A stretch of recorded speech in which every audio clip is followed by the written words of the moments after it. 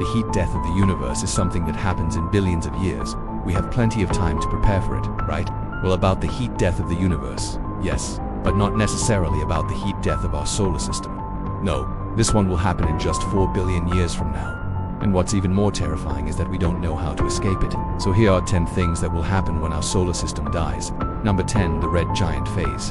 You might think that the sun will just get bigger and bigger forever, but that's not actually true. In about 4 billion years, the sun will run out of hydrogen fuel, and then it will start fusing helium. But since it's not a massive star, the sun can only fuse helium into carbon. When that process is complete, the sun will swell up and become a red giant.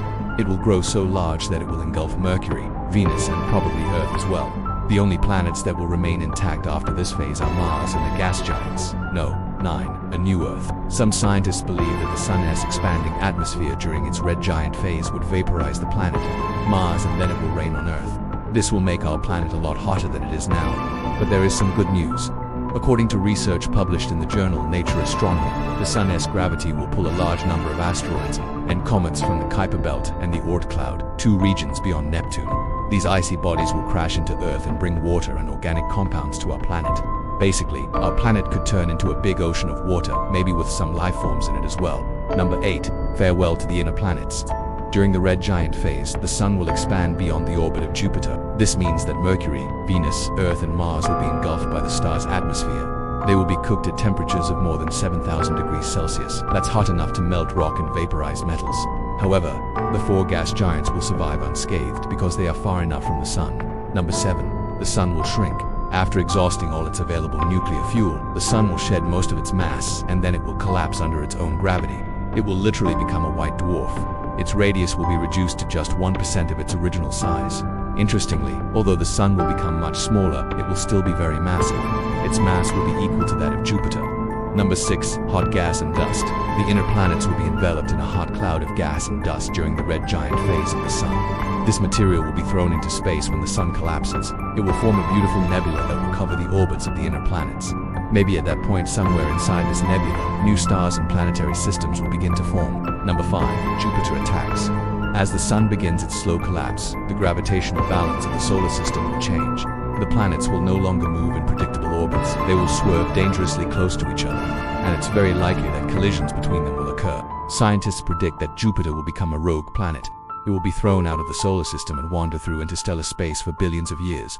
Number 4, long-period comets. You know those sporadic comets that regularly hit the Earth and cause mass extinctions? Well, they exist thanks to the Oort cloud, a sort of icy sphere surrounding the solar system. In the future, the sun's gravity will not be strong enough to hold back these comets. They will leave our solar system forever.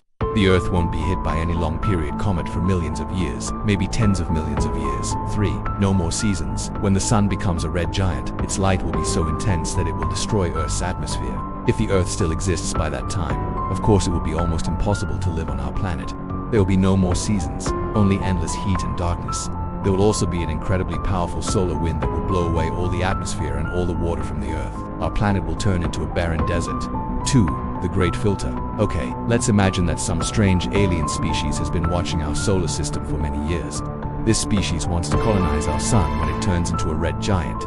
But there's a problem. Humans are in the way, so aliens need to get rid of us. They will build some kind of great filter that will prevent the sun's rays from reaching Earth. As a result, our planet will slowly freeze and become a lifeless ice cube. It sounds like a great plot for a sci-fi movie, doesn't it?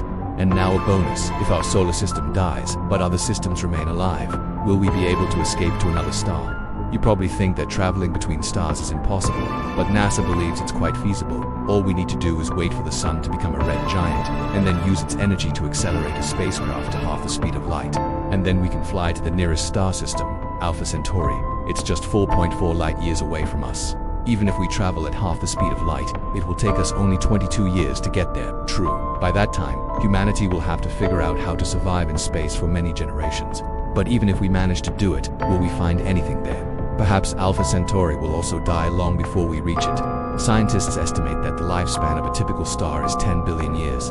In other words, our solar system will exist for less than half of the time that the universe will exist. And it's quite possible that our race will die out long before the heat death of the universe. But even if we do survive, escaping our solar system won't be easy. And there's a chance that we won't make it at all. So do you think we should try to escape, or should we just sit back and wait for the end? Share your thoughts in the comments. And that's all for today. See you soon. Bye.